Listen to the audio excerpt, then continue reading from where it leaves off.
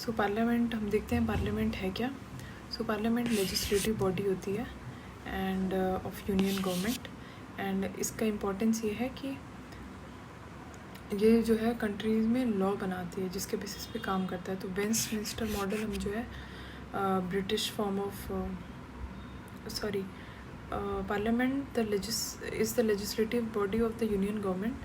Parliament has a special importance in the Indian political system due to the adoption of parliamentary governance system. तो parliamentary governance system है, उसका दूसरा नाम Westminster model भी है। Then हम देखते हैं पार्लियामेंट कौन से पार्ट में आता है। So it is in part 5 और चैप्टर 2। चैप्टर 1 जो है यूनियन एग्जीक्यूटिव था, चैप्टर 2 पार्लियामेंट। और ये कहाँ से कहाँ तक एक्सटेंड होगा, तो 79 से लेके 122। 123 हम जानते हैं ऑर्डिनेंसेस आ जाता है, तो 79 से 122 आ गया पार्लियामेंट। तो सबसे पहले आर्टिकल 79 देखते हैं। तो 79 बोलता है कि पार्लियामेंट हम किसको बोलते हैं। So it comprise of president, Rajya Sabha और लोकसभा। कभी कभी सवाल पूछता है कि ये सिर्फ राज्यसभा और लोकसभा है, नहीं, प्रेसिडेंट भी इंक्लूडेड है, क्योंकि प्रेसिडेंट के एसेंट के बिना कोई भी बिल एक्ट नहीं बन सकता। Then we come to parliament, जो है 2 हाउसेस से हमने देखा। No bill can be pass by president के, एंड यही रिपीटेटिव है चीज़ें। फिर हम देखते हैं पहले जो है प्रोविजंस का अगर ऑर्डर देखें तो पहले राज्यसभा के बारे में बात कही गई है, फिर लोकसभा के बारे में बात कही गई है। तो आर्टिकल 80 उसमें राज्यसभा का स्ट्रक्चर दिया गया है। बोला गया है कि मैक्सिमम स्ट्रेंथ 250 हो सकती है, और इस 250 में भी 238 जो हैं वो इनडायरेक्टली इलेक्टेड होंगे स्टेट और यूटीज़ से, और 12 जो है नॉमिनेटेड बाय द प्रेसिडेंट। ये 80 में इसका जिक्र मिल जाता है। और वहीं हम देखते हैं नंबर ऑफ़ राज्यसभा मेंबर्स, तो कौन से स्टेट से सबसे ज़्यादा है, तो उत्तर प्रदेश से अकेले 31 है। उसके बाद बाकी सब में 16, 17, 18 ऐसे दिखेंगे, जैसे वेस्ट बंगाल में 16 है, देन तमिलनाडु में 18 है, एंड बिहार में 16 है। बाकी स्टेट्स का हम देख सकते हैं, महाराष्ट्र में 19 है। ओके, सो इस तरीके से है। Then 3 UTs Delhi, Puducherry and Jammu and Kashmir are represented in Rajya Sabha. The minimum age for membership to Rajya Sabha is 30 years. Okay, हमने देखा प्रेसिडेंट और वाइस प्रेसिडेंट के लिए कितना था, 35 ईयर्स। ओके, और वहीं राज्यसभा में मेंबरशिप के लिए 30 ईयर्स है, और लोकसभा में मेंबरशिप के लिए आगे हम देखेंगे 25 ईयर्स है। तो इस लोकसभा में हमने देखा कि काफ़ी MPs जो हैं इलेक्ट होके आए हैं फ्रॉम जो इस एज ग्रुप के हैं ऑफ 25 ईयर्स।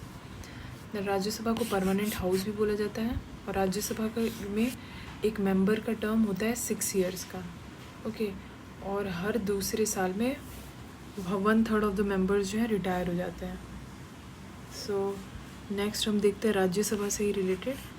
फिर 89 में आर्टिकल 89 में डिस्कस किया गया है कि वाइस प्रेसिडेंट जो है वो एक्स ऑफिशियो चेयरमैन होते हैं राज्यसभा के, एंड जो मेंबर होते हैं राज्यसभा के वो अपने में से डिप्यूटी चेयरमैन चूज़ करते हैं, and vice president is the ex officio chairman. Okay, he is not the member of Rajya Sabha. Okay, and the house also elects deputy chairman from among its member, ये हमने देखा। इसके अलावा यहाँ पे आप देख सकते हैं कि टाइमिंग दी हुई है कि राज्यसभा कैसे फंक्शन करती है। सो 11 AM जो है राज्यसभा में, ये नीचे राज्यसभा का दिया है और ऊपर लोकसभा का दिया। एक्चुअली दोनों का टाइमिंग आप कह सकते हैं थोड़ा बहुत सिमिलर ही है, लेकिन पहले राज्यसभा का देखते हैं। तो राज्यसभा में सुबह 11 बजे से 12 बजे तक 0 आवर होता है, फिर उसके बाद क्वेश्चन आवर होता है 12 से 1, फिर 1 से 2 लंच होता है, देन लंच के बाद जब 2 बजे आते हैं तो 2 से 5 इसकी गवर्निंग होती है, मतलब सेशन चलता है। फिर वहीं लोकसभा का देखें तो 11 से 12 लोकसभा जो है 12 बजे शुरू होता है, एंड 12 से 1 0 आवर होता है। ओके, इनके 0 आवर के बाद लंच हो जाता है, देन 2 से फिर 6, 2 से 6 फिर लोकसभा फंक्शन करती है। देन वी सी कि करंटली डिप्टी चेयरमैन कौन है राज्यसभा के, तो हरिवंश नारायण सिंह हैं। और 90 आर्टिकल के अकॉर्डिंग कंडीशंस दी हुई हैं कि जब डिप्टी चेयरमैन की जगह पे वैकेंसी होगी तो किन केसेस में हो सकती है, अगर वो रिज़ाइन कर दे या फिर he ceases to be a member of Rajya Sabha, बाकी केसेस में। एंड देन आर्टिकल 92 में ये भी दिया हुआ है कि when a resolution to remove the chairman और deputy chairman is under consideration he shall not preside. जब चेयरमैन या डिप्टी चेयरमैन की रिमूवल का चल रहा होगा प्रस्ताव, तो उस समय वो प्रिसाइड नहीं कर सकते। देन हम बात करते हैं कुछ स्पेशल पावर्स जो सिर्फ राज्यसभा के पास है। तो राज्यसभा जो है वो it can make laws on any subject of the state list declared to be of national importance by at least 2/3 of majority of members present and voting। 2/3 of present and voting जो members हैं उनकी majority से अगर राज्यसभा में pass हुआ है to make law on the state list, तो राज्यसभा बिल्कुल बना सकती है उस पर। और जो लॉ जो है 1 साल तक रहेगा, और 1 साल तक रहेगा और उसको एक्सटेंड करना होगा तो राज्यसभा कर सकती है बाय ब्रिंगिंग अनदर रेजोल्यूशन, या आप कह सकते हैं एक्ट। देन वी सी राज्यसभा में ऑल इंडिया सर्विस के लिए भी रेजोल्यूशन लाया जा सकता है। जैसे हम देखते हैं अभी 3 ऑल इंडिया सर्विसेज हैं, mainly IAS, IPS and Indian forest service. So अगर जैसे इंडियन जुडिशियल सर्विस की भी बात हो रही थी बीच में, तो उसके लिए राज्यसभा से लाना होगा रेजोल्यूशन, और इसका मेंशन आर्टिकल 312 में है। ओके, और इस रेजोल्यूशन के लिए भी देखा जाए तो क्या चाहिए, so for this resolution as a 2/3 of the members present and voting, ये चाहिए होगा ऐसा कोई भी रेजोल्यूशन अगर पास कराना है तो। देन मनी बिल जो है pass by Lok Sabha reaches Rajya Sabha for approval, और अगर लोकसभा में ही हम जानते हैं मनी बिल इंट्रोड्यूस होता है, तो जब अप्रूवल के लिए आया है तो वो मिनिमम 14 दिन होते हैं उनके पास, उसके बाद मान लिया जाता है कि पास हो गया। सो उसके बीच वो उस पर अगर कुछ अमेंडमेंट है तो वो बता सकते हैं। ओके, और ये लोकसभा पे है कि वो उसको एक्सेप्ट करते हैं या नहीं। राज्यसभा, पहला जो राज्यसभा था वो कॉन्स्टिट्यूट हुआ था 3 अप्रैल 1952 में, और इसकी फर्स्ट मीटिंग 13 मई 1952 में हुई थी। एंड प्रेसिडेंट ही कन्वीन करेंगे राज्यसभा को एटलीस्ट ट्वाइस ए ईयर। और डिफरेंस बिटवीन सेशंस क्या हो सकता है, should not exceed 6 months। Then we are coming to Lok Sabha. तो राज्यसभा हमने देखा आर्टिकल 80 था, तो लोकसभा जो है आर्टिकल 81 हो गया। एंड लोकसभा में कितनी मैक्सिमम स्ट्रेंथ हो सकती है, तो वो 530 + 20, इसमें 530 स्टेट से और 20 UTs से। 104th कॉन्स्टिट्यूशनल अमेंडमेंट एक्ट जो पास हुआ है, तो उसमें फिर से reservation of seats SC ST के लिए बढ़ाया गया in Lok Sabha and state legislative assembly. और हमने देखा एक नया वुमेन रिजर्वेशन बिल भी लाया गया है। सो वो जब सेंसस आएगा उसके बाद ही उस पर एक्शन लिया जा सकता है। सो अभी करेंटली तो नहीं है reservation. Then we see article 81(1), इसमें 530 मेंबर्स जो कि टेरिटोरियल कंस्टिट्यूंसी आएंगे, तो ये डायरेक्ट इलेक्शन से आएंगे इसमें जो आएंगे मेंबर्स। वही राज्यसभा में हमने देखा कि वो कैसे आ रहे थे, तो इनडायरेक्ट इलेक्शन से आए थे वो। Then 84th constitutional amendment act जो 2001 में पास हुआ था, उसमें ये भी पास किया गया था कि अंटिल 2026 ये नंबर ऑफ़ सीट्स सेम रहेंगी। और सो अभी हम देखते हैं, अभी डिलिमिटेशन प्रैक्टिस की बात चल रही है कि डिलिमिटेशन एक्सरसाइज अभी ऑन द वे है। देन वी सी अगर जिस बेसिस पे रिजर्वेशन है, तो अभी 84 सीट्स SCs के लिए और 47 सीट्स शेड्यूल्ड ट्राइब के लिए, STs के लिए रिजर्व्ड है अंडर आर्टिकल 330। तो ये जो 84% है, ये अप्रॉक्सीमेटली 15% है ऑफ द टोटल मेंबर्स, और ये 7% के अप्रॉक्स है। Number of members of Lok Sabha कौन से स्टेट से, तो यहाँ पे भी हम देखते हैं यूपी का 80 सीट है। Okay, and apart from that West Bengal 42, Maharashtra 48, इस तरीके से देख सकते हैं। बिहार 40 मेंबर्स डायरेक्टली इलेक्ट होते हैं through secret ballot on the basis of adult suffrage, direct elections. और मिनिमम एज कितनी हो सकती है मेंबर ऑफ लोकसभा की, तो 25 ईयर्स। फिर हम देखते हैं types of bill. So types of bill जो है वो 4 तरीके के हैं, ordinary bill, money bill, financial bill और स्पेशल बिल। सो ऑर्डिनरी बिल्स हम को सबसे पहले हम देखते हैं स्पेशल बिल्स जो हैं। सो स्पेशल बिल्स में आएगा जो कॉन्स्टिट्यूशन को अमेंडमेंट के लिए लाया जा रहा है। So it can be federal as well as non federal. अगर फेडरल उसमें रीजंस है जैसे कि किसी जिसकी वजह से स्टेट्स को भी असर पड़ रहा है उस अमेंडमेंट से, तो उसके लिए स्टेट का अप्रूवल कंपलसरी होगा। और नॉन फेडरल जिसमें आप कह सकते हैं उनको कंसल्ट करने की ज़रूरत नहीं होगी स्टेट्स को। सो ये स्पेशल बिल हो गया। देन फाइनेंशियल बिल और मनी बिल देखें तो मनी बिल को डिफ़ाइन तो नहीं कह सकते, लेकिन इससे रिलेटेड कुछ प्रोविजंस हैं कॉन्स्टिट्यूशन में इटसेल्फ कि कैसे हम कैटेगराइज कर सकते हैं, और ये totally on the discretion of speaker है कि वो किसी भी बिल को मनी बिल या ऑर्डिनरी बोल सकते हैं। सो मनी बिल से हम समझे। देन फाइनेंशियल बिल में भी 2 कैटेगरी होती है, फाइनेंशियल बिल 1 और 2। एक को हम मनी बिल जैसी ट्रीटमेंट देते हैं और एक को ऑर्डिनरी बिल जैसी ट्रीटमेंट देते हैं। और ऑर्डिनरी बिल से हम क्या समझते हैं, जो इन तीनों में नहीं है वो ऑर्डिनरी बिल है।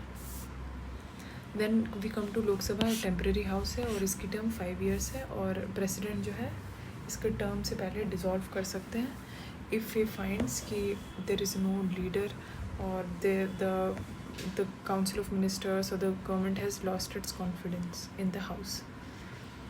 फिर हम देखते हैं कि जो काउंसिल ऑफ मिनिस्टर्स हैं वो कलेक्टिवली रिस्पॉन्सिबल हैं लोकसभा को। ये भी कई बार पूछा गया था कि कलेक्टिवली रिस्पॉन्सिबल है पार्लियामेंट को, तो नहीं, पार्लियामेंट को नहीं रिस्पॉन्सिबल है, they are responsible to Lok Sabha. और एक कोरम कितना कंप्राइज होता है, तो we know 1/10 of the total members, तो 1/10 ऑफ द 550 कितना होगा 55, तो 55 मेंबर्स कोरम है। इतने मेंबर्स होंगे तभी कंटिन्यू होगी कार्रवाई। फिर हम आते हैं speaker and deputy speaker Lok Sabha के। तो हमने देखा चेयरमैन और डिप्टी चेयरमैन जो है वो होते हैं राज्यसभा में, तो स्पीकर एंड डिप्टी स्पीकर होते हैं लोकसभा में। तो आर्टिकल 93 लोकसभा जो है वो इलेक्ट करती है स्पीकर और डिप्टी स्पीकर, एंड जो उनके मेंबर्स होते हैं उनमें से ही चूज़ किया जाता है।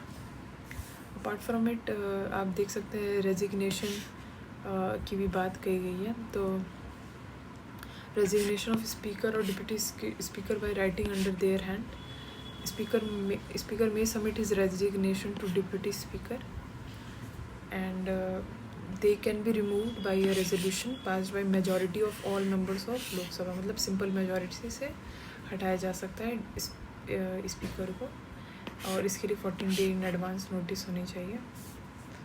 Then we see article 96। So article 96 में क्या है, तो constitution provides that at any sitting of the house of people while any resolution for the removal of speaker is under consideration, speaker is ये अगर इनके ही खिलाफ अगर कोई रेजोल्यूशन लाया गया है तो at that time they can not participate, मतलब वो प्रिसाइड नहीं कर सकते इन दैट सिटिंग। ओके, इसके अलावा इसमें कुछ इम्पोर्टेंट है नहीं। फिर फैक्ट्स देख लेते हैं। जॉइंट सेशन का मेंशन कहाँ पे है, सो जॉइंट सेशन का मेंशन जो है वो आर्टिकल 108 में है। Then speaker of the Lok Sabha presides over the joint session of both the houses. जब जॉइंट सेशन होगी तो कौन प्रिसाइड करेगा, स्पीकर ऑफ लोकसभा, और ये किस में मेंशन है, तो ये आर्टिकल 118 में मेंशन है। Now whether a bill is money bill और ना कौन डिसाइड करेगा, तो स्पीकर ऑफ लोकसभा डिसाइड करेंगे। The term of first Lok Sabha was, तो पहली लोकसभा का टर्म क्या था, पहली लोकसभा 52 से 57 तक चली, 1952 से 57 तक, and first session of Lok Sabha started in 13 में 52। इसके अलावा हम देखते हैं स्पीकर्स और उनके टेन्योर के बारे में दिया हुआ है। And the first Lok Sabha speaker कौन थे? तो जीवी मावलंकर। और फर्स्ट डिप्यूटी स्पीकर कौन थे? तो अनंत सायनम थे। फर्स्ट वुमेन स्पीकर हैं वो मीरा कुमार रही हैं। और प्रोटेम स्पीकर से हम क्या समझते हैं कि जब कोई स्पीकर नहीं हो और जैसे हम देखते हैं कि नई नई जो गठित लोकसभा या राज्यसभा होती हो तो उसमें ये प्रोविज़न रखा जाता है कि एक प्रोटेम स्पीकर का पद होता है जो कि बाकी मेंबर्स को ओथ दिलाने का उनका काम रहता है। ओके, सो जो प्रोटेम स्पीकर्स हमने ये जैसे इस बार के भर्तृहरि थे वो उड़ीसा से इलेक्ट होके आए थे, तो महताब भर्तृहरि शायद उनका ऐसा ही नाम था इस बार के प्रोटेम स्पीकर का। Then Lok Sabha constituency with largest number of voter, तो मलकजगिरी तेलंगाना यहाँ पे है। And one of the lowest number of voters Lakshadweep में मिले। लार्जेस्ट लोकसभा कॉन्स्टिट्यूंसी लद्दाख है और स्मॉलेस्ट चांदनी चौक। अब हम आते हैं पार्लियामेंट्री कमिटीज़ पे। सो फाइनेंशियल कमिटीज़ पहले देखते हैं। तो फाइनेंशियल कमिटीज़ कौन सी हैं पार्लियामेंट की? तो सबसे पहले PAC, public account committee. Public account committee में जो है 22 मेंबर्स होते हैं। 15 आते हैं लोकसभा से और 7 आते हैं राज्यसभा से। और हर जो भी इसमें मेंबर होते हैं उनका सिर्फ 1 ईयर का ही टेन्योर होता है, मतलब ये हर साल गठित होती है। और इसको एस्टिमेट्स कमेटी एक होती है, उसका ट्विन सिस्टर भी बोला जाता है। लेकिन ये ध्यान रखना कि जो एस्टिमेट कमेटी होती है वो सबसे लार्जेस्ट कमेटी होती है। इसमें 30 मेंबर्स होते हैं और सारे के सारे लोकसभा से ही होते हैं सिर्फ एस्टिमेट्स कमेटी। ठीक है, इसमें ईयर नहीं लिखा है बट आई थिंक ये पब्लिक अकाउंट कमेटी जो है 1921 में ही शुरू हो गई थी। देन हम देखते हैं एस्टिमेट्स कमेटी, हमने देखा 30 मेंबर्स सब लोकसभा से होते हैं, 1 ईयर टर्म होता है। और चेयरमैन कौन अपॉइंट करता है? तो स्पीकर करते हैं appoint. Then next financial committee है कमेटी ऑन पब्लिक अंडरटेकिंग्स। तो इसमें भी कितने 22 मेंबर्स हैं, 15 लोकसभा से और 7 राज्यसभा से। चेयरमैन जो है कौन अपॉइंट करेगा? Speaker. No minister can be a member of this committee because we see conflict of interest may come and they have to work independently in case of this.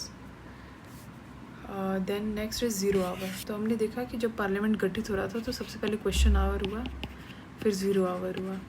तो 0 our जो है India की एक खोज है, आप कह सकते हैं। इंडिया ने ये शुरू किया है और ये 12 से 1 होता है लोकसभा में और 11 से 12 होता है राज्यसभा में।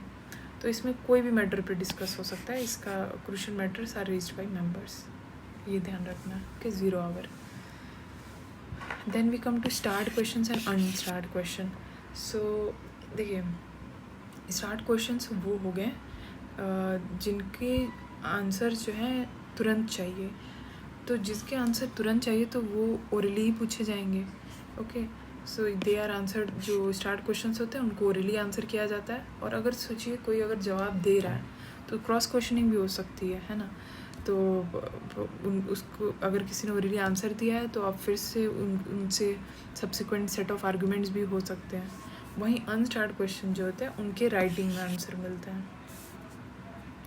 The next we come to appropriation bill. तो अप्रोप्रिएशन बिल जो है वो लाना पड़ता है अगर जो गवर्नमेंट है वो चाहती है पैसे निकाले जाएँ from consolidated fund of India.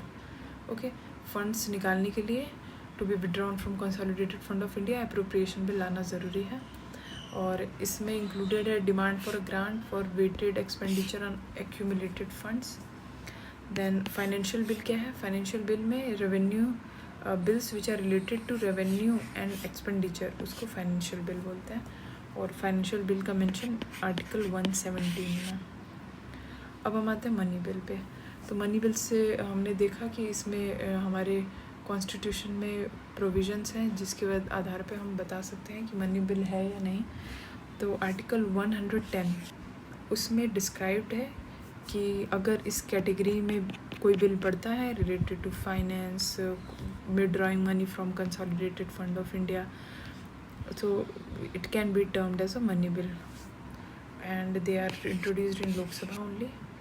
और वोट ऑन अकाउंट जो है ये कौन से आर्टिकल के अंदर आता है? तो 116(1)(a) ये वोट ऑन अकाउंट इसमें आता है। Short duration discussion under this provision and MP raise discussion on a matter of urgent public importance. Quorum हमने देखा 1/10 होता है टोटल मेंबर्स का। इसके अलावा कुछ जो प्रीवियस ईयर क्वेश्चंस है कि state wise seat allocation in Lok Sabha जो है वो बेस्ड ऑन पॉपुलेशन है।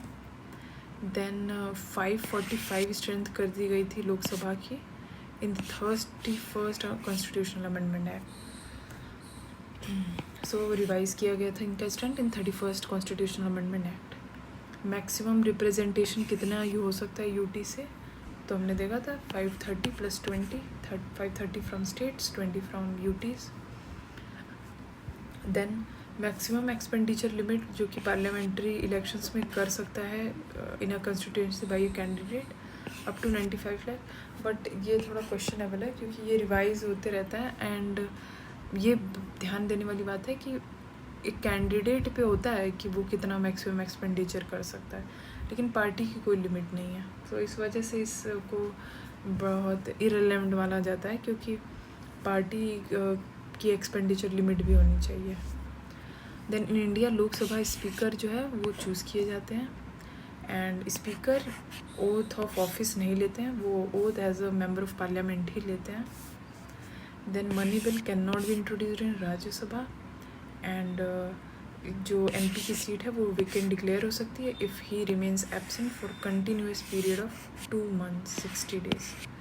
ओके, 60 days तक अगर कोई MP ने बताया नहीं वो कहाँ पे है क्या है तो उनको सीट वेकेंट हो सकती है। देन आर्टिकल 122 में कोर्ट्स को परमिशन नहीं है कि वो इंक्वायरी या प्रोसीडिंग्स कर सके, मतलब इंक्वायरी कर सके regarding the proceedings of the parliament and joint sitting का प्रोविज़न हमने देखा 108 आर्टिकल में है। कमेटी ऑफ एस्टिमेट्स में 30 मेंबर्स हैं जो कि सबसे लार्जेस्ट कमेटी है। अब हम आते हैं अमेंडमेंट ऑफ द कॉन्स्टिट्यूशन में। सो अमेंडमेंट कैसे लाया जा सकता है कॉन्स्टिट्यूशन में, तो इसके लिए आर्टिकल 368 है जिसमें कि 2 तरीके के आप कह सकते हैं प्रोसीजर है। एक तो है special majority bill pass by special majority, मतलब कि 2/3 of the majority of house present and voting. वहीं लेकिन रिमूवल या फिर इम्पीचमेंट ऑफ प्रेसिडेंट में 2/3 ऑफ द जो भी of not present voting but of the total members of the house, ये है इन केस ऑफ इम्पीचमेंट। लेकिन here we see special majority bill pass by special majority of each house of parliament, इसमें बात कही गई है। ये पहला प्रोसीजर है। और दूसरा प्रोसीजर है कि स्पेशल मेजॉरिटी भी चाहिए और अप्रूवल ऑफ स्टेट लेजिस्लेचर भी चाहिए। तो ये हमने देखा इन केसेस ऑफ फेडरल मैटर्स ये लिया जाता है, half of the state legislatures का अप्रूवल ज़रूरी है। और ऑर्डिनरी मेजॉरिटी मतलब सिंपल मेजॉरिटी से हम कहाँ काम हो सकता है हमारा, तो जब नई स्टेट बनाना हो, state territory border name changes के लिए। अब हमने देख लिया parliament up to article 123। Now will come to supreme court जो कि आर्टिकल 124 से 147 तक। सो आर्टिकल 124 से 147 और इसका आप देखिए तो ये भी पार्ट 5 में ही है। ओके, क्योंकि पार्ट 5 जो है यूनियन से डील करता है एंड ये पार्ट 5 का चैप्टर 4 है।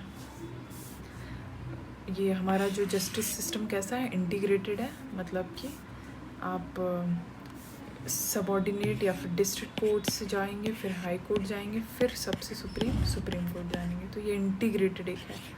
If you are reach there you have to go from here. Then article 124 जो शुरुआत होती है तो उसमें सबसे पहले बात की गई है कि establishment and constitution of supreme court. तो सुप्रीम कोर्ट जो है वो consist of chief justice and 30 जजेस। तो अभी रिसेंट जो अमेंडमेंट एक्ट हुई है तो ये स्ट्रेंथ बढ़ा के 34 कर दी गई है इंक्लूडिंग द चीफ जस्टिस। और यहाँ पे देखा जाए ये हायरार्की है। सो वी देखते हैं सबसे पहले सुप्रीम कोर्ट, ये एपेक्स है, फिर इससे नीचे है हाई कोर्ट, ये स्टेट लेवल पे है। और हाई कोर्ट के भी अंदर देखे तो हाई कोर्ट के अपना सिविल और क्रिमिनल कोर्ट है। सिविल कोर्ट को सिटी सिविल कोर्ट बोलते हैं और क्रिमिनल को sessions court. Then labour court and there are some special authority जैसे ट्रिब्यूनल्स आप कह सकते हैं, उससे रिलेटेड जो है। फिर उसके बाद family court, then district session court district level पे। तो डिस्ट्रिक्ट कोर्ट में से भी सिविल और क्रिमिनल करके 2 पार्ट्स हो जाता है। टर्म्स ऑफ ऑफिस, तो जो सुप्रीम कोर्ट में जजेस हैं उनका टर्म ऑफ ऑफिस कितना होता है, तो इट इज़ 65 ईयर्स और there is no minimum criteria to become eligible. However 65 years has been fix as age of retirement. तो 65 उनकी एज ऑफ रिटायरमेंट है। एंड आफ्टर रिटायरमेंट द जजेस can not plead before any court और any officer in India. इसके बाद वो किसी और कोर्ट में नहीं प्रैक्टिस कर सकते। प्रैक्टिस नहीं करना मतलब हाँ एज अ जज वो नहीं जा सकते। देन अपॉइंटमेंट पे आते हैं, तो चीफ जस्टिस को कौन अपॉइंट करता है, प्रेसिडेंट करते हैं। एंड क्वालिफिकेशंस इनकी देखी जाए तो ही शुड बी सिटीज़न। देन वो या तो एज अ जज रहे हों किसी हाई कोर्ट में फॉर एटलीस्ट 5 ईयर्स, या तो फिर एडवोकेट रहे हों फॉर 10 ईयर्स किसी हाई कोर्ट या 1 और 2 हाई कोर्ट्स में, तो तब ये एलिजिबल हैं। या तो फिर प्रेसिडेंट के अकॉर्डिंग वो एक डिस्टिंग्विश्ड ज्यूरिस्ट है। ओथ कौन दिलाता है टू द जजेस, तो वो होते हैं प्रेसिडेंट। इनकी सैलरी अलाउंसेस जो हैं ये भी कंसोलिडेटेड फंड ऑफ इंडिया से ड्राइव होती हैं। Currently salary of chief justice is 2.8 lakh per month and other जजेस 2.5 लाख। नाउ रिमूवल ऑफ जजेस, तो इनका रिमूवल जो है इसके बारे में सिर्फ पार्लियामेंट में 2 बातें कही गई हैं। वो है कि on charges of proven misbehaviour या इनकैपेसिटी, इन दोनों बिल पे, और these 2 are not clearly defined. Then इनके रिमूवल के लिए भी स्पेशल मेजॉरिटी चाहिए होगी, majority of at least 2/3 majority of members present and voting. Then president के पास अप्रूवल जाएगा, then he stands removed. But अभी तक देखा गया है कि कोई भी ऐसा जज रिमूव नहीं हुआ हमारी हिस्ट्री में। इम्पीचमेंट जो शब्द है वो सिर्फ हम यूज़ करते हैं फॉर द प्रेसिडेंट, बाकी के लिए रिमूवल यूज़ किया गया।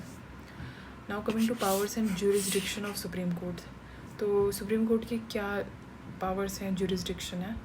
तो इसमें हम देखेंगे कि ओरिजिनल ज्यूरिसडिक्शन है, एपलेट ज्यूरिसडिक्शन है, एडवाइजरी है, power of judicial review as a court of record है, देन रिट ज्यूरिसडिक्शन है। ओके, तो ये इनके ज्यूरिसडिक्शन एरियाज़ हैं। तो ओरिजिनल ज्यूरिसडिक्शन है कि मतलब अगर ये केसेस होंगे आपके पास तो आप डायरेक्टली सुप्रीम कोर्ट को को अप्रोच कर सकते हो। सो यहाँ पे सुप्रीम के पास ओरिजिनल ज्यूरिसडिक्शन है। जैसे कि अगर गवर्नमेंट ऑफ इंडिया और 1 और मोर स्टेट्स के बीच डिस्प्यूट होता है तो directly can approach supreme court. अगर government of India and any 1 और सेवरल स्टेट्स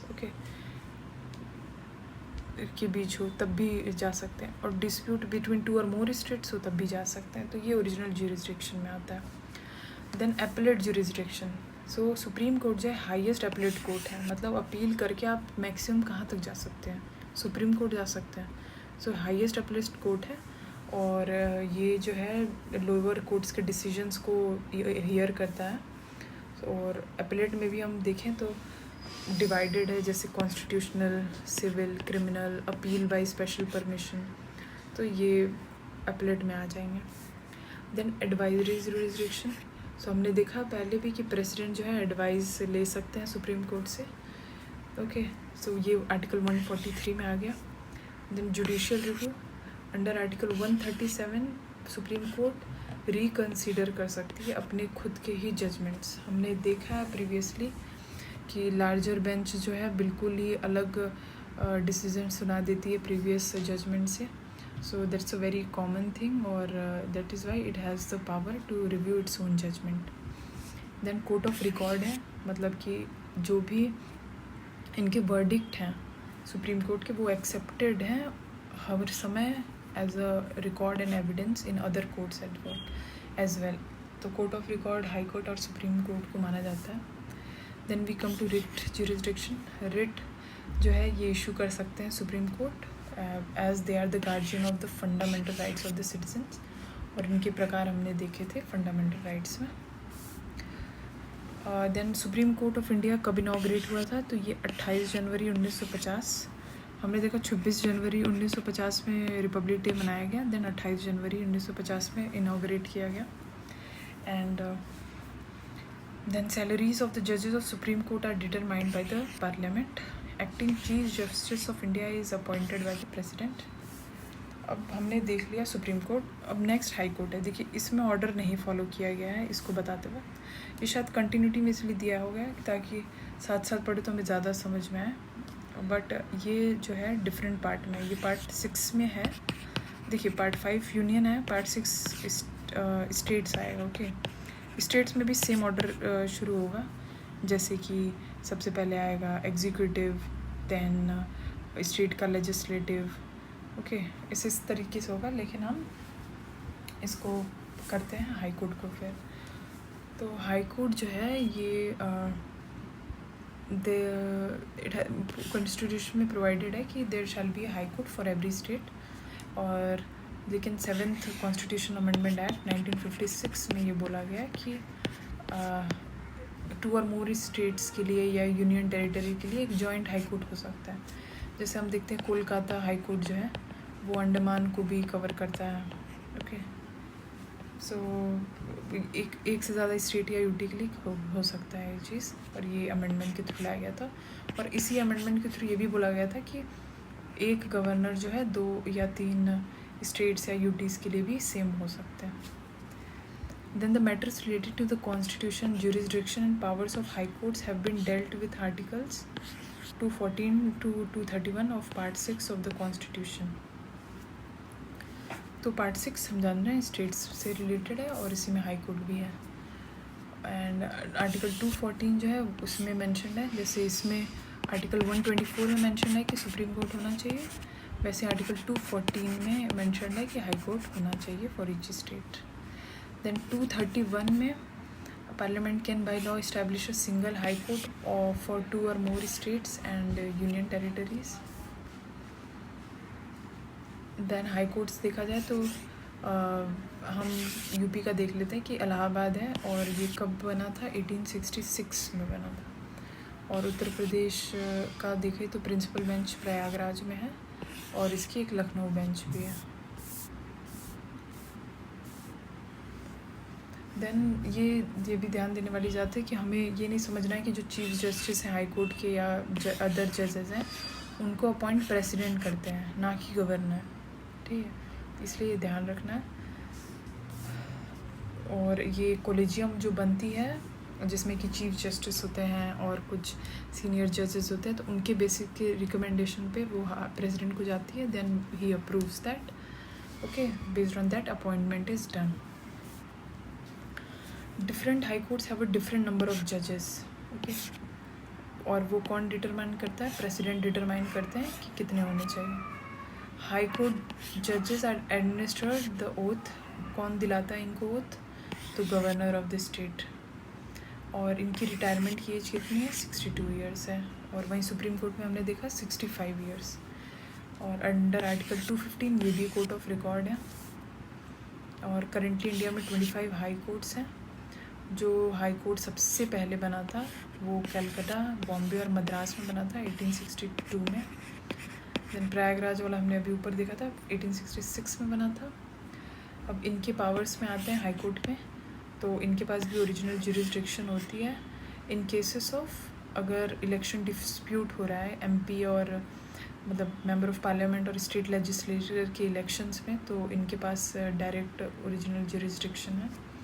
इसके अलावा जो इन्फोर्समेंट है बेसिक राइट्स ऑफ सिटीज़न, या फिर जो केसेस ट्रांसफर्ड है from subordinate courts, okay, case of jurisdiction, will, marriage, divorce, company law, contempt of court, तो इसमें जा सकते हैं। देन ये अपीलेट कोर्ट भी है, अपील जो सबऑर्डिनेट कोर्ट से होती है वो यहाँ भी फाइल की जा सकती है।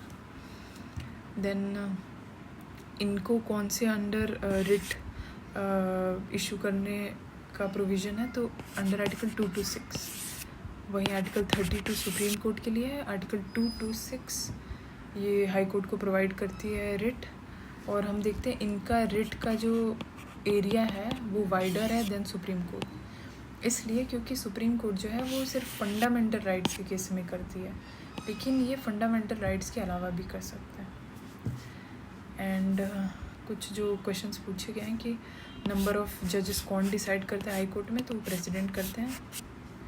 And under article 222 president can transfer a जज from one high court to another.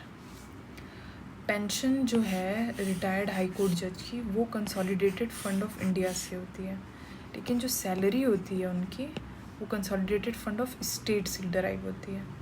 तो आप ऐसे समझ लीजिए कि लॉन्ग टर्म होती है पेंशन, तो वो कंसोलिडेटेड फंड ऑफ इंडिया में जब उनकी सैलरी है वो सर्व कर रहे हैं जिस स्टेट में, तो उनकी जिम्मेदारी होती है उनको देने की salary. Okay, number of high courts 25 हैं। अब हम आते हैं अटॉर्नी जनरल और एडवोकेट जनरल। तो ये हमारे यूनियन और स्टेट एग्जीक्यूटिव्स होते हैं, ये छूट गया था ऊपर, तो इन्होंने यहाँ पे कवर किया है। तो हमने देखा था 74, 75 ये सब काउंसिल ऑफ मिनिस्टर्स थे। देन 78 भी रिलेटेड टू कि प्रेसिडेंट को इन्फॉर्म रखना है प्राइम मिनिस्टर को, ये था। तो वहीं 76 जो है वो अटॉर्नी जनरल ऑफ इंडिया के बारे में है। तो इनको बोला जाता है कि ये हाईएस्ट लॉ ऑफिसर है गवर्नमेंट ऑफ इंडिया की। और ये जो है इनका 76(1) में हमने देखा। एंड दे आर एलिजिबल, उनका बस एक एलिजिबिलिटी है कि अगर वो अपॉइंट किए जा सकते हैं एज अ सुप्रीम कोर्ट जज, देन ही इज़ अवेलेबल और he is eligible for appointment as a attorney general of India. और ये कब तक काम करते हैं? So he holds a press office during the pleasure of the president. ये ना तो फुल टाइम लीगल एडवाइज़र हैं गवर्नमेंट के, ना ही गवर्नमेंट सर्वेंट है। And he can like he have to ask permission from the government अगर वो कहीं और प्रैक्टिस करना चाहें। इसके अलावा इनको कुछ कुछ पावर्स हैं, जैसे कि ये इनके पास राइट टू ऑडियंस है in all courts of India. Okay, then अगर देखें तो अटॉर्नी जनरल हैं, अगर उनके नीचे सॉलिसिटर जनरल और एडिशनल सॉलिसिटर जनरल भी प्रोवाइड किए जाते हैं ताकि उनको असिस्ट कर सकें। तो ये ध्यान रखना है कि ये मेंबर नहीं है, लेकिन ये can speak in either house and take part in proceedings of any committee but does not have right to vote। ये आर्टिकल 88 में इसका जिक्र है। और इनके पास भी सारे प्रिविलेजेस और इम्यूनिटीज़ हैं जो कि मेंबर ऑफ पार्लियामेंट के पास है। और वहीं स्टेट में जब हम आएँ तो स्टेट में यही पोजीशन कौन हेल्ड करता है? तो advocate general of state held करते हैं।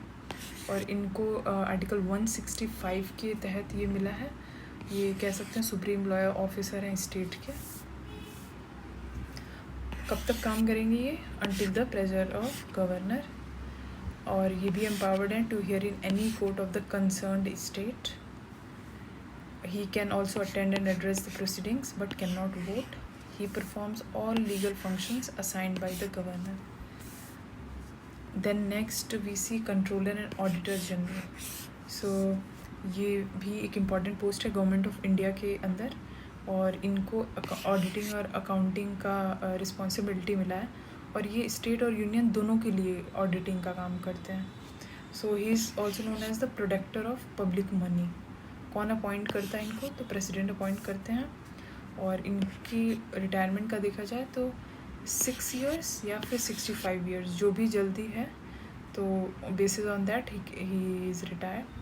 और इसके बाद वो re employment under any post of the government of India नहीं कर सकते। He is debarred from seeking re employment under government of India. Then इनके भी रिमूवल का मेंशन है, और इनको कैसे रिमूव कर सकते हैं? On the same ground as जज of a supreme court, rude misbehaviour and incapacity. Then he reports an account of the central government to the president, which is then laid on the floor of the parliament. He also reports on the accounts of the state government to the governor, who then sends it to be laid on the floor of the legislature. And CAG जो है वो attend करते हैं meeting of public account committee, PAC हमने देखा, इसमें 22 member होते हैं 1921 में। आई थिंक ये सबसे ओल्डेस्ट कमेटी है ओके। लेकिन सबसे लार्जेस्ट कमेटी कौन है? एस्टिमेट्स, जिसमें 30 मेंबर्स होते हैं। Then consolidated fund of India. तो कंसोलिडेटेड फंड ऑफ इंडिया से सवाल पूछा जा चुका है पहले, इसमें ये ध्यान रखना है। तो 266 और 267 दोनों ऑप्शंस में रहेंगे। आपको पूछा जाएगा कंसोलिडेटेड फंड ऑफ इंडिया किस में मैंशनड है, तो कंफ्यूज नहीं होना है। 266 में मैंशनड है कंसोलिडेटेड फंड ऑफ इंडिया और 267 में कंटिजेंसी फंड का मेंशन है, ठीक है।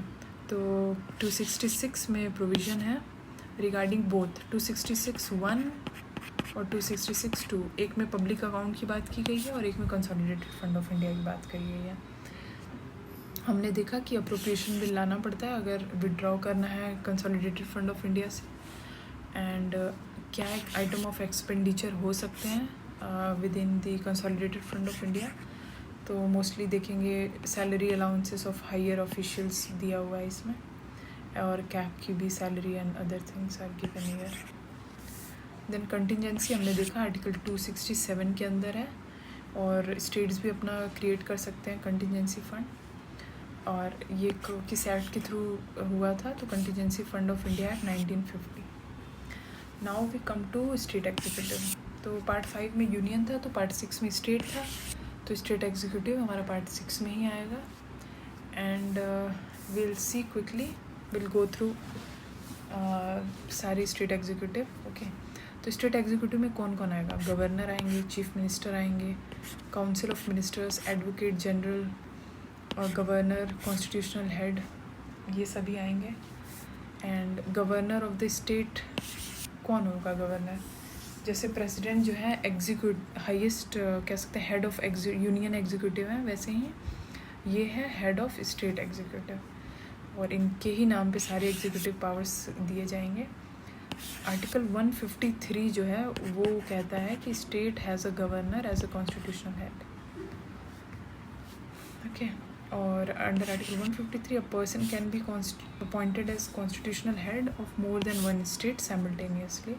ये जो लॉ किस में लाया था? हमने पहले भी बताया था मैंने कि 76th कॉन्स्टिट्यूशनल अमेंडमेंट 1956 में ये प्रोविज़न लाया गया था कि वो एक से ज़्यादा स्टेट के लिए सर्व कर सकते हैं as a governor same person. और एज लिमिट 35 ईयर्स है इनके लिए, like similar to that of president. Conditions देखें तो कंडीशंस ज़्यादा है नहीं, जैसे कि बस आप कह सकते हैं कि should not be a member of either house of parliament or legislature, should not hold any office of profit, and that's it।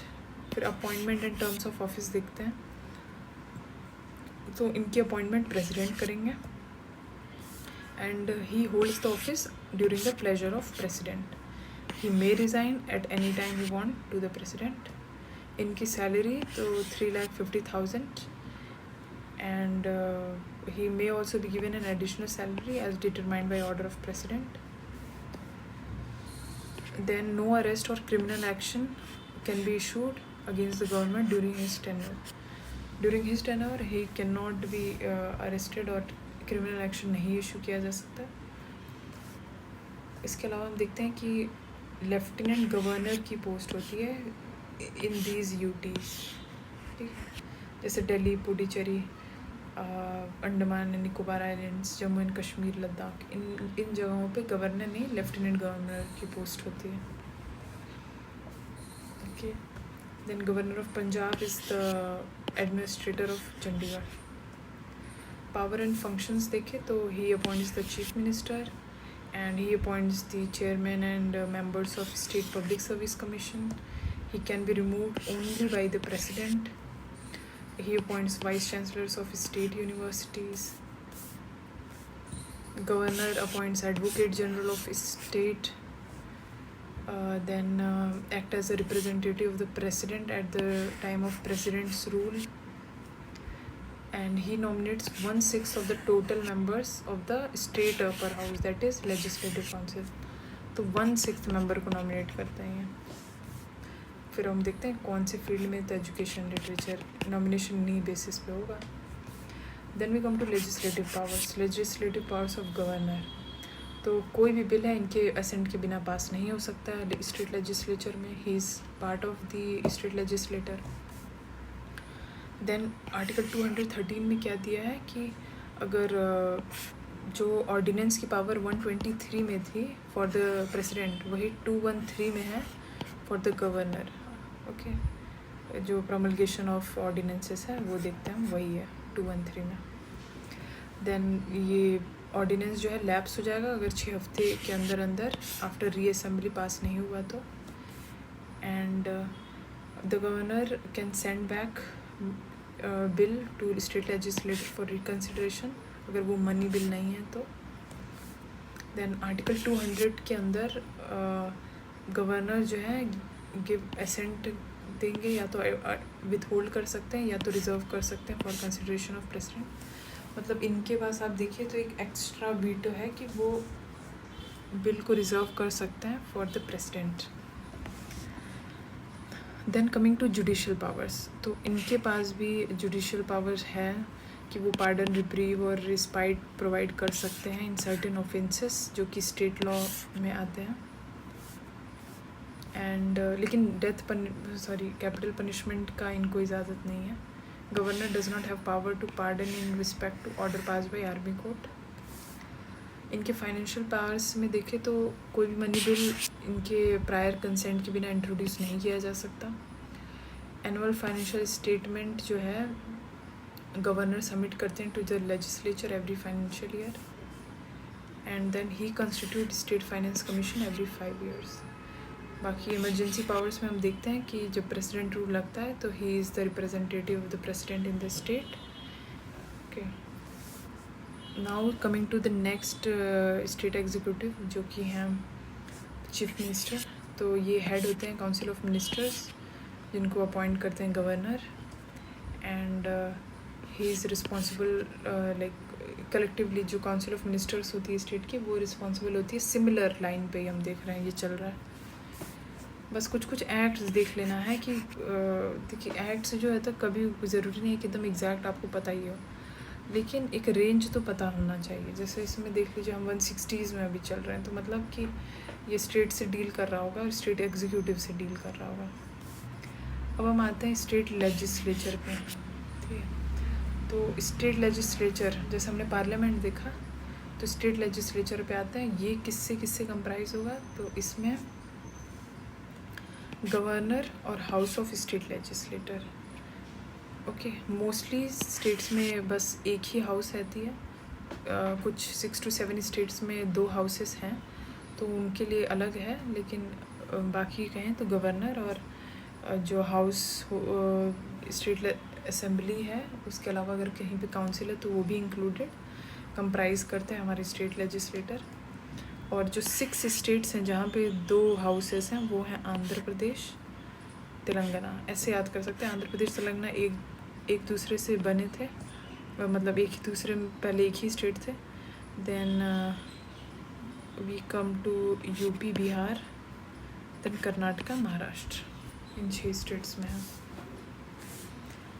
Then legislative council का अगर गठन करना है तो सबसे पहले तो असेंबली से पास होना चाहिए। बाई कितना, वहाँ की असेंबली पास करेगी by 2/3 majority of the member present in voting. Now अब पार्लियामेंट पे है कि वो कॉन्स्टिट्यूट उस पे गौर करे या ना करे, क्योंकि काफ़ी केसेस में जैसे एमपी ने भी पास किया है, वेस्ट बंगाल ने भी पास किया है कि उनको ज़रूरत है लेजिस्लेटिव काउंसिल की, लेकिन पार्लियामेंट ने अभी तक उस पर कोई डिसीजन नहीं लिया है, तो इसलिए वहाँ पे काउंसिल नहीं है।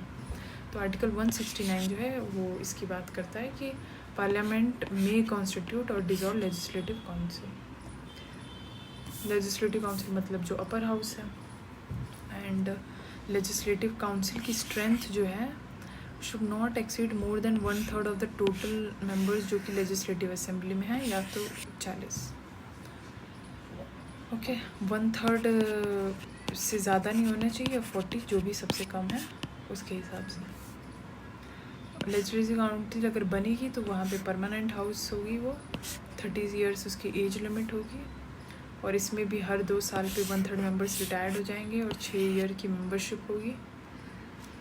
और इनमें से जो 1/3 मेंबर्स होंगे काउंसिल के, उसमें से वो इलेक्टोरल मतलब 1/3 members are elected by electoral college, 1/3 members elected by members of legislative assembly, MLAs elect करेंगे, 1/12 बाई टीचर्स और हाई स्कूल वर्किंग ये लोग करेंगे, 1/12 ग्रेजुएट्स करेंगे और 1/6 नॉमिनेटेड बाई गवर्नर। इसके अलावा हम देखते हैं कि उसके अंदर भी चेयरमैन और डिप्यूटी चेयरमैन का है, तो ये बहुत ही ज़्यादा डिस्क्रिप्टिव, इतना पूछता नहीं है। ओके, ये ध्यान रखना है 1/6 मेंबर्स नॉमिनेट होते हैं, ये पहले पूछा भी जा चुका है। फिर हम आते हैं लेजिस्लेटिव असेंबली है। लेजिस्लेटिव असेंबली को लोअर हाउस भी बोलते हैं और 170 में इसका स्ट्रक्चर बताया गया है। 5 ईयर्स की होती है एंड मिनिमम एज लिमिट कितनी होती है, तो 25 ईयर्स होती है। एडल्ट सफरेज से इलेक्शन हुआ होता है इनका। मैक्सिमम 500 मेंबर्स हो सकते हैं और मिनिमम 60, लेकिन एक्सेप्शंस भी देखा गया है, जैसे कि गोवा और मिज़ोरम में 40 है सिर्फ स्ट्रेंथ और सिक्किम में वही 32 मेंबर्स की स्ट्रेंथ है। ओके, तो कोई हार्ड एंड फास्ट है नहीं, लेकिन मेंशन यही किया गया है इसमें। Then we see we'll see here. Okay, then we see members of the legislative assembly elect one speaker and one deputy speaker. Whether a bill is a money bill or not is decided by the speaker, जैसा कि case of parliament में हमने देखा। And then in case of अगर tie है तभी speaker जो है वोट कर सकते हैं। ओके, और इनके केस में speaker deputy speaker can be remove by the assembly by effective majority and must be informed 14 days in advance. Then functions and power of the legislator, तो स्टेट लिस्ट में जो भी सब्जेक्ट्स हैं उन पे लॉ बनाए जा सकते हैं। हर फाइनेंशियल ईयर में इनको फाइनेंस मिनिस्टर को एनुअल बजट पेश करना होगा for the state. Money bill सबसे पहले लेजिस्लेटिव असेंबली में ही इंट्रोड्यूस हो सकती है, और if money bill legislative council with in 14 days return नहीं करता है तो उसको मान लिया जाता है कि वो पास हो गया और वो गवर्नर के पास भेज दिया जाता है। 1/3 members of the legislative council जो हैं वो इलेक्टेड होते हैं बाय द MLAs। नाउ अब हम बहुत वैसी कह सकते हैं फैक्चुअल इंफॉर्मेशन पाएंगे जो सिर्फ स्टेट स्पेसिफिक है, और उसी के बेसिस पे हम कोशिश करेंगे कि आई थिंक अप्रॉक्सीमेटली 7 pages हैं, so will be able to complete in the next 10 to 15 minutes। तो नेशनल सिंबल्स देखते हैं। तो नेशनल एम्बलम क्या है हमारा, तो अशोकाज लायन पिलर जो कि सारनाथ स्थित है, वो हमारा नेशनल एम्बलम है। और इसको कब अडॉप्ट किया गया था, तो रिपब्लिक डे के साथ, दैट इज़ 26 जनवरी 1950। और सत्यमेव जयते जो है ये उस पर लिखा हुआ है, और सत्यमेव जयते को देवनागरी स्क्रिप्ट, और ये कहाँ से डराइव्ड है, तो मुंडको उपनिषद में, मुंडक उपनिषद से डराइव्ड है सत्यमेव जयते। नेशनल एंथम है हमारा जनगण मन, इसको अडॉप्ट किया गया था रिपब्लिक डे से 2 दिन पहले, दैट इज़ 24 जनवरी 1956। इसके ऑथर है रविंद्रनाथ टैगोर, और इसका सिंगिंग टाइम जो है 52 seconds है, but we can sing it in 20 seconds also. सबसे पहले जो है ये संग किया गया था इन कैलकाटा सेशन 1911 में कांग्रेस के, जो कि प्रिसाइड किया गया था बाय भीषण नारायण दर। देन नेशनल सॉन्ग हमारा है वंदे मातरम, इसको भी 24 जनवरी 1950 में किया गया था, और इसको लिखा है बंकिम चंद्र चटर्जी ने इन हिज नॉवेल आनंद मठ, और सबसे पहली बार इसको 1896 के कांग्रेस सेशन में सिंग किया गया था। देन नेशनल फ्लैग जो है ये देखिए कि आज़ादी से पहले हुआ था, मतलब 1947 22 जुलाई 1947 में इसको अडॉप्ट किया गया था, और इसमें डिफरेंट कलर के डिफरेंट मीनिंग है, जैसे कि जो ऑरेंज या फिर सैफरन कलर है उसका मतलब होता है courage and valour, white symbolises peace and truth, green मतलब प्रॉस्पेरिटी, और इस फ्लैग के बीच में जो हमारे 24 ब्लू स्टिक्स होते हैं they signify the spokes of a clock. Breath and length का रेशियो 2:3 का होता है। द नेशनल कैलेंडर हमने ग्रेगोरियन कैलेंडर या फिर इंग्लिश कैलेंडर इसको बोलते हैं, उसको अडॉप्ट किया, and Hindu calendar was adopted in 22 March 1957। Okay, Hindu calendar month Chaitra से शुरू होता है और 22 मार्च उसका फर्स्ट डे होता है। इसके अलावा नेशनल एनिमल है टाइगर, जिसका साइंटिफिक नेम है panthera tigris. Peacock is national bird. Ganges river is named as the national river. Ganges dolphin is named as the national aquatic animal. Okay, then elephant को national heritage animal का status है। इसके अलावा पंचायती राज पे आते हैं, तो इसको मोस्टली हमने देख लिया है, लेकिन इसमें ये देखने वाली बात है कि कौन से आर्टिकल में है। तो पंचायती राज ये तो हमें पता है कि 73rd कॉन्स्टिट्यूशनल अमेंडमेंट एक्ट 1992 में आया था और 11th शेड्यूल है और ये पार्ट 9 का हिस्सा है। लेकिन 243 के ए से लेके 243 ओ तक पंचायती राज के प्रोविजंस हैं। और सबसे पहला पंचायती राज जो कहाँ इनॉग्रेट हुआ था, तो नागौर डिस्ट्रिक्ट राजस्थान में इन 1959 गांधी जयंती पे 2 अक्टूबर 1959। और उसी के कुछ दिन बाद 11 अक्टूबर 1959 को आंध्र प्रदेश सेकेंड स्टेट बना। सो इसके अकॉर्डिंग 3 टियर स्ट्रक्चर होना चाहिए विथ ग्राम पंचायत, पंचायत समिति और जिला परिषद। ये इम्पोर्टेंट कमिटीज़ हैं जो कि रिपीटेटिवली पूछा जाता है एग्ज़ाम में। So if we look at it, we see Balwant Rai Mehta committee ये 1957 में बनी थी।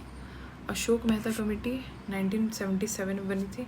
ये डाउट हो सकता है कि कभी कभी अशोक मेहता बलवंत मेहता में, तो याद कर सकते हैं कि इसमें ए के बाद बी आता है, लेकिन यहाँ पे बी पहले। ओके, बी देन ए। देन जीवी के राव कमेटी 1805 में बनी थी, सिंघवी कमेटी 86 में, थंगन कमेटी 88 में। और 1/3 रिजर्वेशन महिलाओं को मिला है। एक पंचायत का टेन्योर 5 इयर्स का होता है। और कितने सब्जेक्ट्स मेंशन है 11th शेड्यूल में, तो 29। ओके, और कौन से स्टेट्स में पंचायत नहीं फॉर्म्ड है, तो वो है मेघालय, मिजोरम, नागालैंड में। और 6th शेड्यूल के अंदर इन स्टेट्स में डिस्ट्रिक्ट काउंसिल है, एडीसी जिसको बोलते हैं, ऑटोमेटिक डिस्ट्रिक्ट काउंसिल्स, ऑटोनॉमस। फिर उसके बाद म्यूनिसिपैलिटीज़ आते हैं। म्यूनिसिपैलिटीज़ हमें पता है पार्ट 9A और 12th शेड्यूल और 74th, ये तो एकदम पता है। लेकिन अब प्रोविजंस देखते हैं, तो 243 ये ओस तक था, ए से लेके ओ तक था। अब ये 243 के पी से लेके जेड आएगा, फिर जेड ए से शुरू होगा, फिर जेड जी तक जाएगा। ओके, सो 240 पी से लेके जेड जी तक है। ओके, इसमें भी 3 टाइप्स हैं, नगर panchayat, Nagar Palika Parishad, then municipal corporation. 1/3 women reservation, term 5 years. और पहली कॉरपोरेशन मद्रास बनी थी 1688 में, municipal corporation. Then consolidated fund हमने देखा आर्टिकल 266 में है, कंटिजेंसी आर्टिकल 267 में है। देन हम आते हैं centre state relation. So centre state relation जो है वो किन कह सकते हैं मुद्दों पे डिवाइडेड होगा उनके रिलेशन। उनका लेजिस्लेटिव रिलेशन होगा, एडमिनिस्ट्रेटिव और फाइनेंशियल रिलेशन होगा। ठीक है, तो सबसे पहले जो कॉन्स्टिट्यूशन के प्रोविजंस में देखेंगे ऑर्डर वाइज, तो लेजिस्लेटिव रिलेशंस जो है 245 से लेके 255 तक है, अप्रॉक्सीमेटली 10 प्रोविजंस। देन 256 से लेके 263, ओके, ये एडमिनिस्ट्रेटिव है। फिर उसके बाद 268 से लेके 293 तक फाइनेंशियल रिलेशंस की बात की गई है। हाँ, तो ये ध्यान रखना, पहले लेजिस्लेटिव रिलेशंस, फिर administrative relations, then financial relations. तो यूनियन लिस्ट हमने देखा ओरिजिनली 98 थे, प्रेजेंट में 97, सॉरी अभी प्रेजेंट में 98 आइटम्स हैं इसके अंदर। स्टेट लिस्ट में प्रेजेंट में 59 आइटम्स है। ओके, ओरिजिनली 66 थे, अभी 59 है। और इसमें अभी प्रेजेंट में 98 है, यहाँ पे लिख लेते हैं, इसमें 98 है, इसमें 59 है और इसमें 52 है प्रेजेंट में। Okay, residual power central government के पास रहती है। And power of parliament on the subject of state list, मतलब पार्लियामेंट भी स्टेट लिस्ट पे लॉ बना सकता है अंडर आर्टिकल 249। अगर एक से ज़्यादा स्टेट ये रेजोल्यूशन पास करके दें कि हम चाहते हैं कि हमारी स्टेट लिस्ट पे आप बनाएं लॉ, तो पार्लियामेंट बना सकती है अंडर आर्टिकल 249। और 250 में अगर इमरजेंसी लगी हुई है तो पार्लियामेंट भी स्टेट लिस्ट में बना सकती है लॉ। अब inter state relations, inter state relations में देखिए तो 253 बोलता है कि पार्लियामेंट जो है किसी भी पार्ट या फिर एंटायर टेरिटरी पे बना सकती है to give effect to international agreement. 262 बोलता है कि कोई भी सेटलमेंट ऑफ डिस्प्यूट के लिए इंटर स्टेट रिवर है, जैसे 2 और मोर स्टेट्स के लिए, तो इसमें भी पार्लियामेंट एम्पावर्ड है। और 263 ये देखना ज़रूरी है कि कभी पूछता है कि इंटर स्टेट काउंसिल जो है वो कॉन्स्टिट्यूशनल बॉडी है, हाँ है, क्योंकि इसका जिक्र 263 में दिया हुआ है। Then main function is to coordinate between centre and states. जो इंटर स्टेट काउंसिल्स होती हैं उनका यही पर्पज़ है। The meeting of this council जो है held at least thrice a year, और इसमें कौन होता है? Prime minister and 6 cabinet level ministers, then chief minister of all state and administrator of UTs इसके कंप्राइज करता है। 1990 में बना था आफ्टर सरकारिया कमीशन के recommendation. Then we come to NITI Aayog. NITI Aayog का गठन 1 जनवरी 2015 में हुआ था, और इसने रिप्लेस किया प्लानिंग कमीशन जो पहले काम कर रही थी। तो प्लानिंग कमीशन कब गठित हुई थी? तो 1950 में ही गठित हुई थी, मार्च 15 में, by resolution pass by union cabinet, और ये कह सकते हैं गवर्नमेंट थिंक टैंक है। प्रेजेंटली इसके वाइस चेयरमैन कौन है? अरविंद पंगड़िया हैं। और first vice chairman Arvind Panagariya थे, और current vice chairman Suman Bery हैं। चेयरमैन कौन है? Prime minister. Then national development council NDC, ये 1952 में गठित हुआ था। इसमें प्राइम मिनिस्टर के साथ सारे चीफ मिनिस्टर्स थे, बट प्रेजेंटली ये कितना फंक्शनल है पता नहीं। इसको as a bridge between centre और स्टेट के तौर पे लाया गया था, बट हुआ नहीं ज़्यादा कुछ। फिर फाइनेंस कमीशन का जिक्र आर्टिकल 280 में है। हर 5 साल पे गठित करता है कौन? प्रेसिडेंट। और इसमें चेयरमैन के साथ 4 मेंबर्स होते हैं, मतलब total 5 members. First finance commission 1951 में बनी थी, और पहले चेयरमैन थे KC Neogy. And 14th finance commission जो थी उसके हेड थे, चेयरमैन थे YV रेड्डी, और देन 15th के NK सिंह, और प्रेजेंटली 16th जो है फाइनेंस कमीशन के हेड बने अरविंद पंगड़िया, जो कि first vice chairman of NITI Aayog भी रहे। देन वी सी ये फाइनेंस कमीशन और इनके टेन्योर दिए हैं। Then public service commission, so article 315 हमने देखा कि इसमें जिक्र है, ये कॉन्स्टिट्यूशनल बॉडी है, प्रेसिडेंट अपॉइंट करते हैं इसके मेंबर्स। एंड इनका टर्म कितना होता है? तो 6 years और 65 years, जो भी अर्लियर है।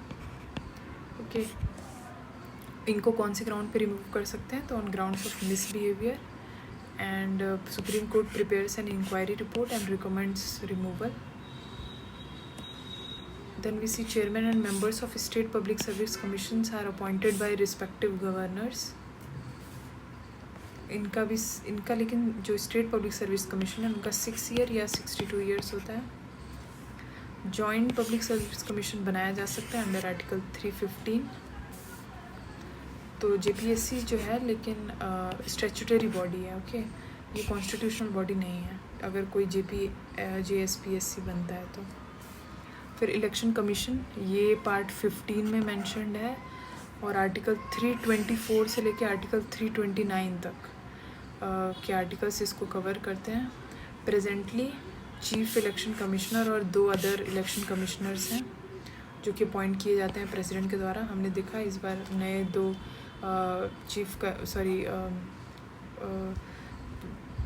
2 नए इलेक्शन कमिश्नर्स को लाया गया था after one of the commissioners resign. Then ये इलेक्शन कमीशन जो इंडिया की है वो किसके इलेक्शंस कराती है? तो both house of parliament, state legislator, president, vice president, ये जो है इलेक्शन कमीशन ही इनकी इलेक्शंस कराती है। इनका टेन्योर देखा जाए तो इट इज़ 6 years या तो फिर 65 years, जो भी अर्लियर है। इलेक्शन कमीशन एक कॉन्स्टिट्यूशनल बॉडी है, and provision of adult suffrage has been made under Article 326. 61st Constitutional Amendment Act 1988, ये 1988 का जो अमेंडमेंट था इसमें वोटिंग एज जो कम कर दी गई थी from 21 years to 18 years। Now next is national parties, presently 6 है। आम आदमी पार्टी नई ऐड हुई है और एक और पार्टी थी वो हट गई है। तो INC, BJP, Baspa, CPI Marxist, इनके हमने देखे leader very recently he expired, Mr. Sitaram Yechuri. The National People's Party, national Aam Aadmi party, first chief election commissioner कौन थे? तो Sukumar Sen. Currently it is Rajiv Kumar. And India की सिर्फ only one chief election commissioner रही हैं, वो है VS Rama Devi. Then we come to special provisions, जैसे कि पार्ट 21 में जैसे आर्टिकल 370 वो हुआ. इसके अलावा मतलब हम पॉपुलरली तो जम्मू कश्मीर का बोलते हैं, बट स्पेशल प्रोविजंस है बाकी स्टेट्स के लिए भी. जैसे कि 370 जम्मू कश्मीर के लिए है, 371 महाराष्ट्र एंड गुजरात के लिए है. देन A to लेके J तक इसमें Nagaland, Assam, Manipur, Andhra Pradesh, central university and Andhra Pradesh, Sikkim, Mizoram, Arunachal, Goa, Karnataka.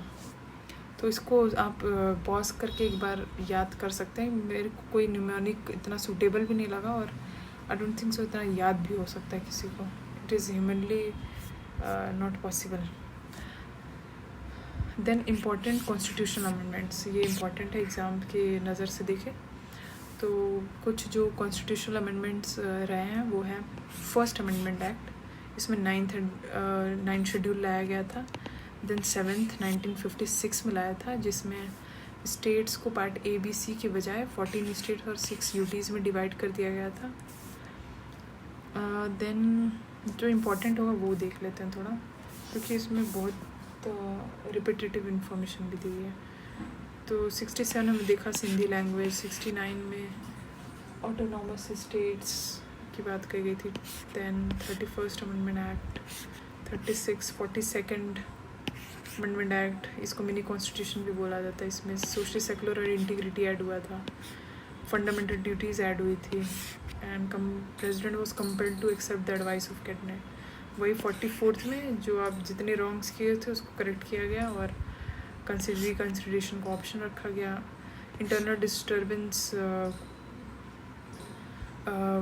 जो आर्म्ड रिबेलियन पहले लिखा था, तो word armed rebellion was replaced by internal disturbance. पहले आर्म्ड रिबेलियन लिखा था, अब इंटरनल डिस्टर्बेंस कर दिया गया. Then right to property legal right बना दिया गया, और fundamental rights can not be suspended, article 20 and 21 बोला गया. बाकी आप जूम करके देख सकते हैं. इसमें मोस्टली हमने डिस्कस कर ही लिया ऊपर, इस पंचायत और इन सब सारी चीज़ों से रिलेटेड है. तो briefly I have tried to discuss it. Recently 105th लाया गया है. So it restores the power of state government and UTs to identify socially and educationally backward classes. Then important articles. अब ये जितने हमने पढ़े हैं उसका बस briefly सारे provisions लिखे हैं from 1 to up to part 22 जो भी आ रहे हैं. So इसको आप एक बार go through हो सकते हैं. Okay. जहाँ पे ये लिखा है कि एग्ज़ाम में पूछा गया है वो आप देख सकते हैं उसको. So that's it. We have completed polity revision, and let's see which subject we'll cover in the next video. So thank you everyone for your patience.